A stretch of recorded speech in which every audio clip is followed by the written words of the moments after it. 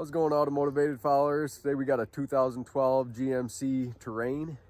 That's Terrain with the 2.4 liter engine.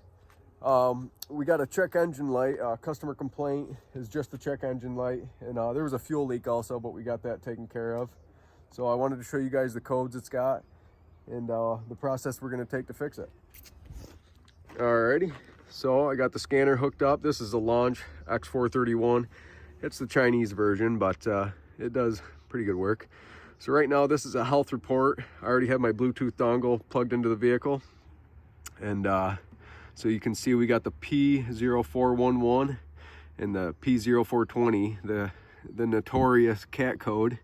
So we're going to take care of the P0411 first, being that the secondary air injection system feeds the cat, and that's the whole point of the secondary air injection system. So what we're going to do, we're going to go into the PCM here, do some actuation tests to see if the pump's even turning on. So we got that. We got, where is it? Secondary air injection.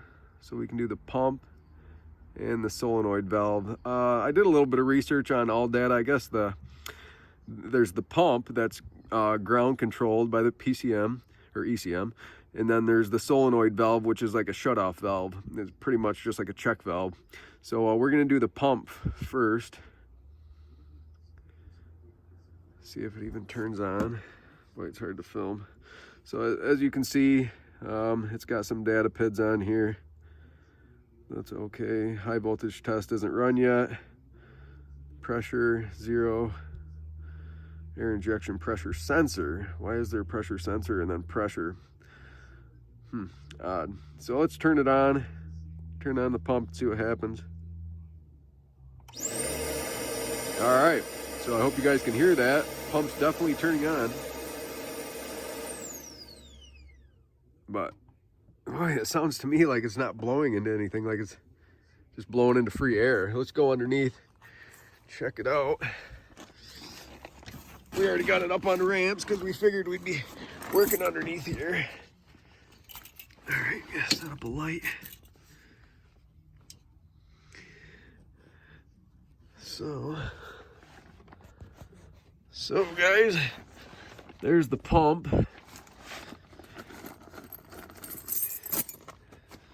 There's the lines coming down to it. Oh, it's hard for me to looks like someone's been down in here, actually. Oh, yeah, someone's definitely been down in here. There's clamps missing.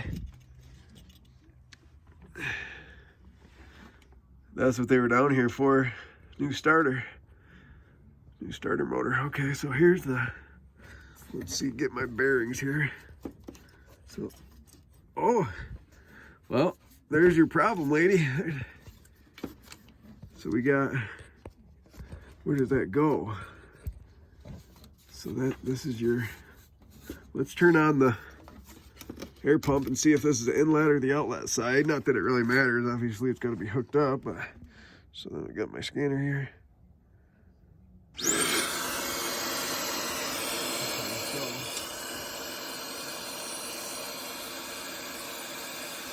Okay, that's the outlet. So there's, oh yeah, it's going out right there. So right now, that's not doing anything. Let me shut it off so we can hear.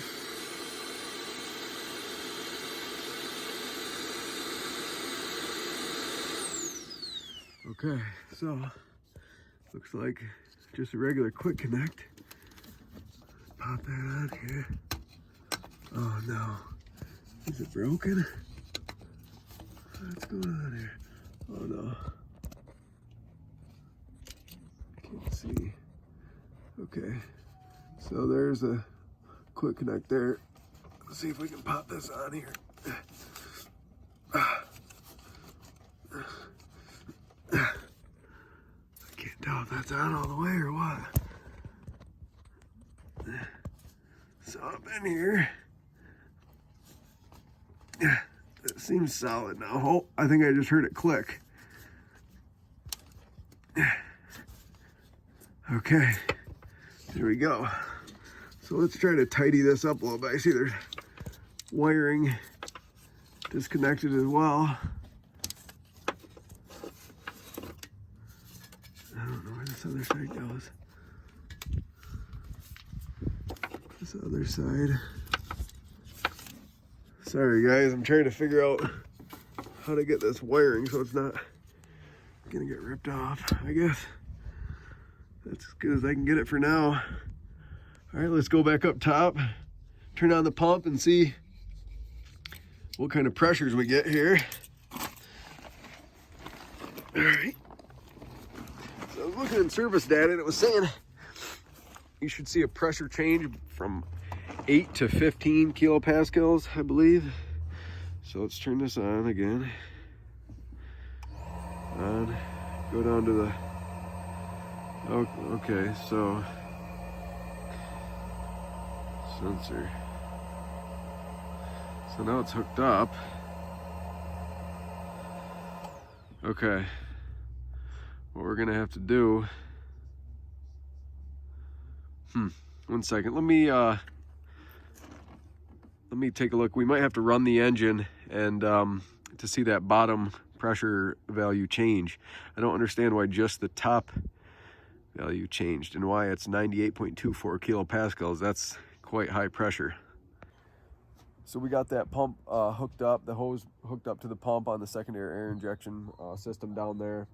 Right now, to verify the fix, we're just waiting for the engine coolant temperature to drop below 122 degrees Fahrenheit.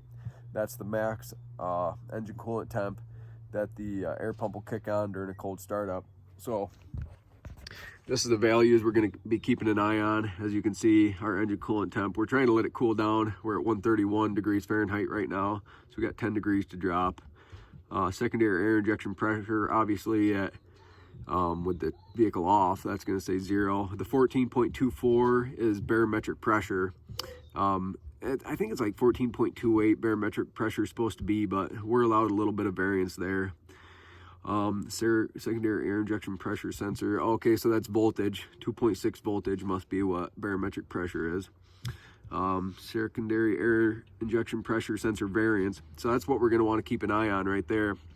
To set that code, I think it was P0411, I want to say. I can't quite remember, but we're allowed a certain amount of variance for up to 7 seconds. So on the positive end of that variance, we're allowed like 0.65 positive PSI variance and then negative 1.1 PSI variance for 7 seconds. If it goes 8 seconds, it sets that code. So we're gonna let this cool down. We'll start it back up and we'll keep an eye on our variance and make sure we're within specs, and that'll verify the fix.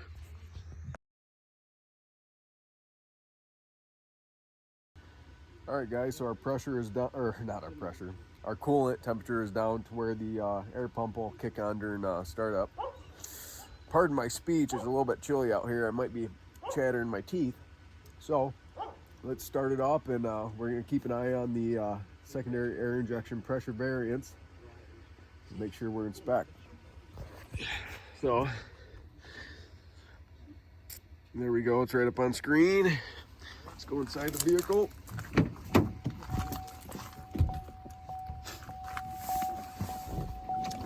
Alright. So we're gonna fire it up, see what we got.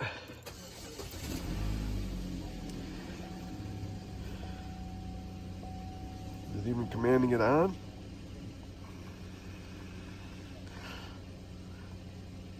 Why is it not commanding it on?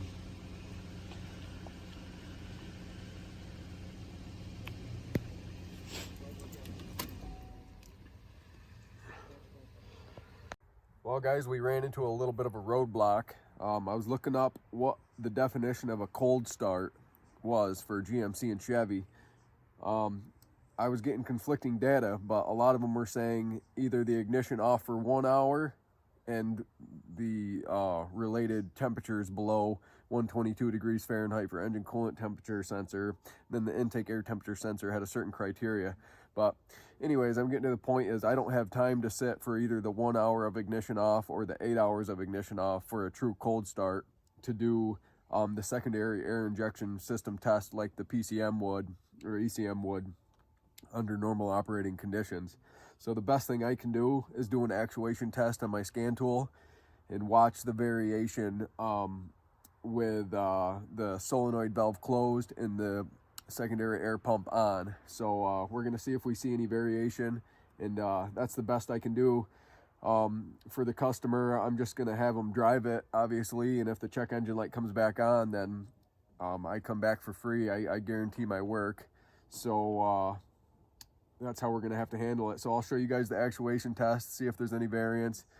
So at least we know that with the pump running and the solenoid valve closed, the computer seeing what it wants to see, and then we can go from there.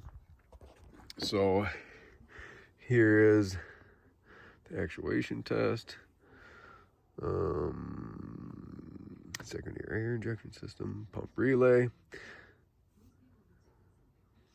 So we're gonna add more data.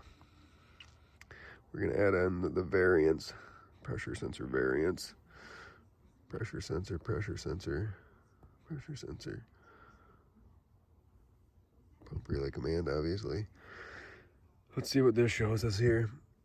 So we got our barometric pressure. It's in kilopascals, so it throws me off a little bit.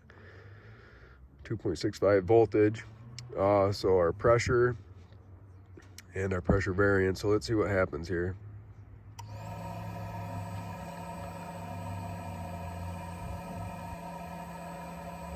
So the solenoid is closed, so we're not going to see it on this side.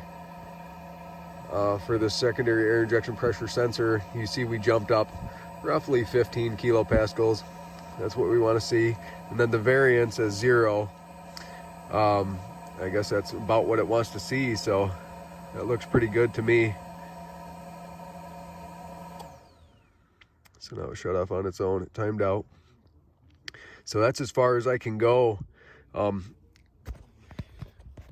Obviously we saw there was a problem. The hose on the outside of the air pump was totally disconnected, so there was no pressure in the system.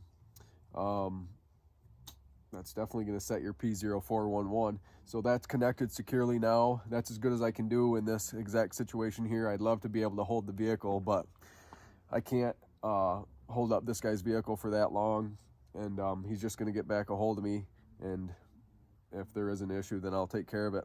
But that's all I can do for now, and I want to thank you guys for following. If you have any questions about any of the tools that you saw me using, leave them down in the comments. I'd like you to subscribe to the channel, hit the notification bell so you can see more, and thanks for following Automotivated. Until next time.